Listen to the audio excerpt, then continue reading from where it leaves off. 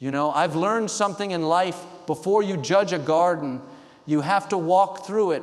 Before you judge a person, you have to hear their story. And before you judge a faith, you have to understand its heart. So many times we form opinions based on headlines, misunderstandings, or what someone else told us. But friend, the truth is this: Islam is a faith of peace, a faith of mercy, a faith of lifting people higher. And if you've only seen it from a distance, maybe you've only seen the shadows, not the light. I want to talk to you today about looking again, taking a moment to see what's behind the noise.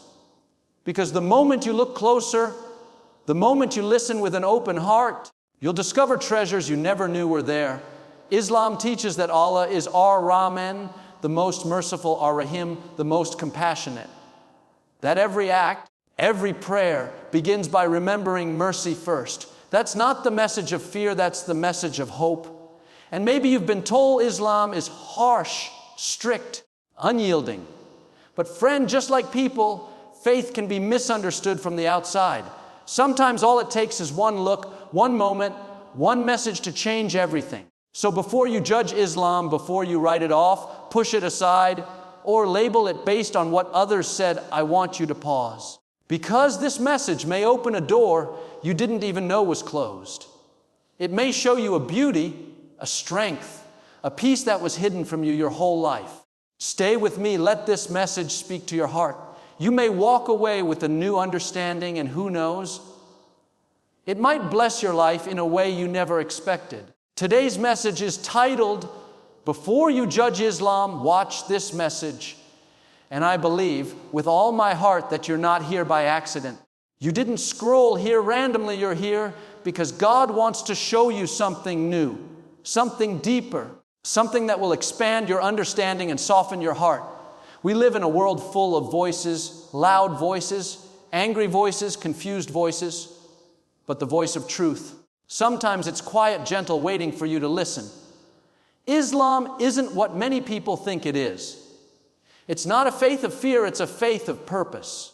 It's not a message of hate, it's a message of compassion, generosity, patience, and inner strength. When you understand its teachings, its values, its heart, suddenly the picture becomes clear. And you realize there's so much beauty you've been missing. So before you judge, before you assume, before you let someone else's narrative shape your belief, open your heart. Let this message guide you. Let the truth shine through the misconceptions. And maybe, just maybe, you'll see Islam in a way you never saw before. Islam begins with mercy, not fear, because the very first words that introduce nearly every chapter of the Quran are a reminder of who Allah is at His core. In the name of Allah, the most merciful, the most compassionate. These words aren't just a formality, not just a ritual phrase, but a declaration of identity, setting the tone for everything that follows.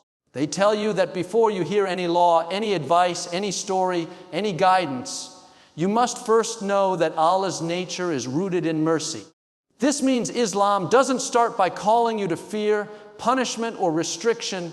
It starts by calling you to love, hope, and healing. When a faith chooses mercy as its opening line, it's showing you its true heart. It's telling you the lens through which everything else should be understood.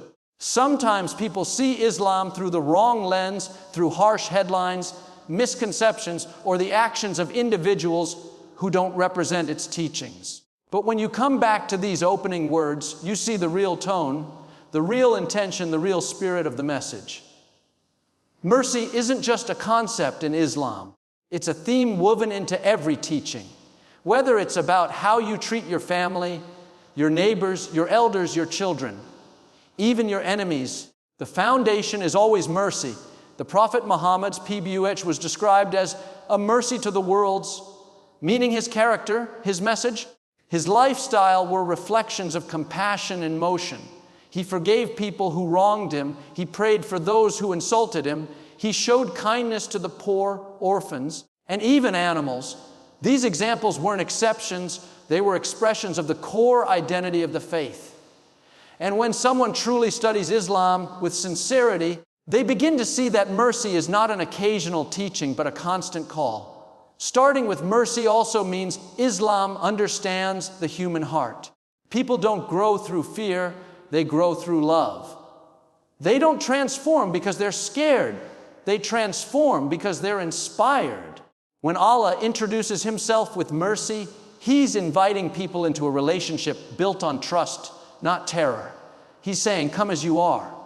I know your weaknesses, your struggles, your imperfections, and my mercy is greater than all of them. That's why people who truly learn Islam often feel a deep sense of comfort because they realize they're approaching a Lord who understands, who forgives, who lifts, who nurtures. Even the daily acts of worship begin with mercy. Before a Muslim prays, they recite the same opening verse. Before reading the Qur'an, before starting a journey, before beginning any good action, they begin with mercy.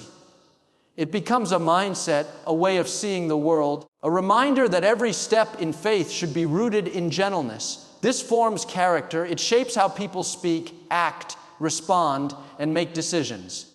It teaches them that strength is not harshness. True strength is compassion under control, kindness with wisdom, gentleness with depth. When someone judges Islam without knowing this foundation, they miss everything. They see rules without seeing the mercy behind them. They see discipline without seeing the love that gives it purpose.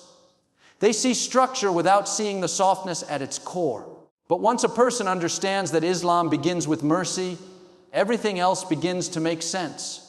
Misconceptions arise from distance, not understanding. Because when you stand far away from something, you only see the outline, never the details. From a distance, a mountain looks like a smooth shape. But when you walk closer, you see the trees, the paths, the rivers, the beauty carved into every corner. Islam is the same way. Many people judge it from afar through headlines, media fragments, or what someone else told them, and that distance creates shadows, shapes, and distortions that don't reflect the truth. Misunderstanding is natural when you haven't taken the time to see something up close, when you haven't walked around it, touched its foundation, or listened to its heart. And just like any belief, culture, or community, Islam can only be understood when you come close enough to see its essence. Distance creates room for fear. When something is unknown, the mind fills in the blanks, often with the worst possibilities. You hear a word you don't recognize, a tradition you don't practice, a phrase you've never been taught, and suddenly assumptions rush in. But when you take a step forward, when you lean in instead of pulling away, clarity begins to dissolve fear. You start realizing that what seemed foreign is actually familiar, that what sounded strange is rooted in universal values like compassion, patience, kindness, and humility. Many people who take the time to learn even a little about Islam often say the same thing. It's nothing like what I thought. That shift doesn't happen from distance. It happens from connection. Understanding comes from proximity, listening to the teachings, meeting people who live the faith, observing their character, learning their stories. When you talk to a Muslim parent, you see love for their children, just like any family. When you see a Muslim pray, you witness discipline, gratitude, and humility. When you learn about charity in Islam, you discover a deep commitment to lifting the poor, helping the needy, easing burdens, and healing communities.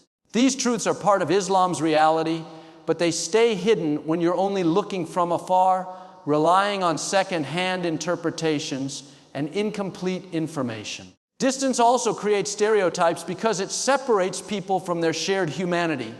It makes them seem different from us, when in reality, the values at the heart of Islam, mercy, justice, generosity, respect, are the same values that uplift every society. When you close that distance, you stop seeing Islam as an idea and start seeing it as a lived expression of goodness, purpose, and faith.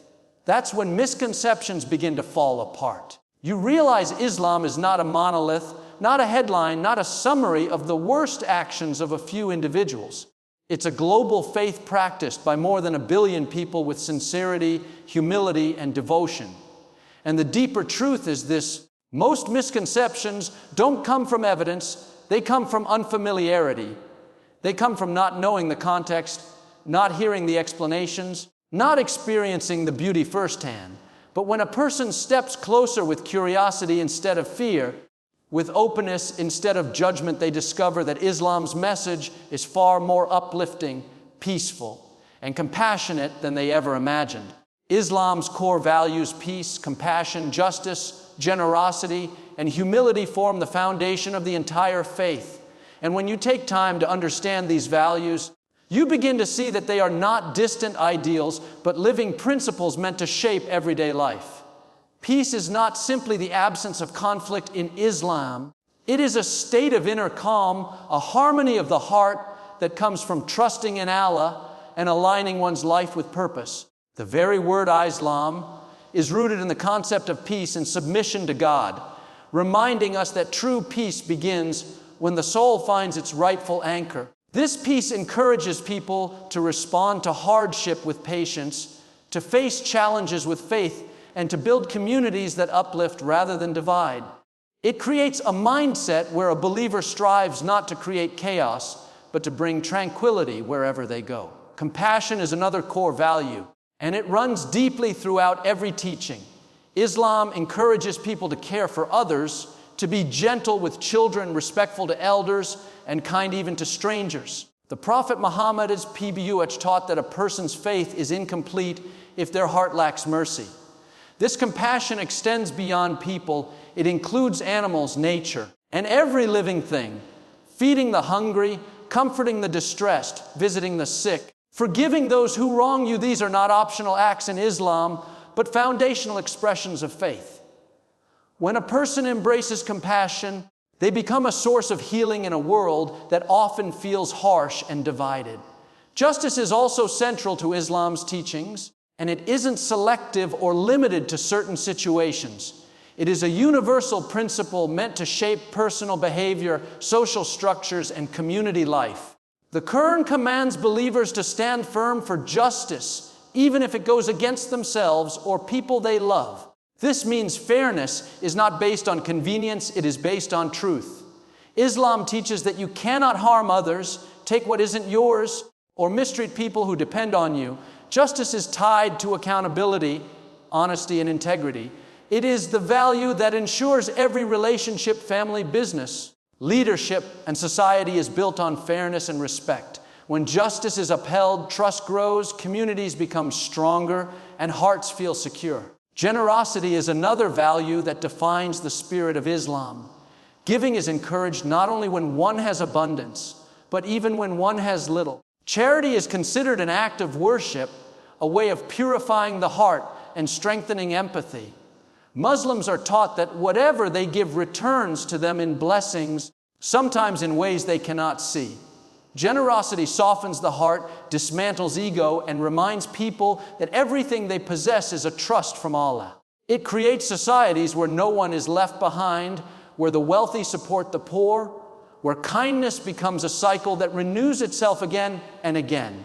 And then there is humility, a value that shapes character at its deepest level. Humility teaches people to recognize the greatness of Allah and the limitations of themselves.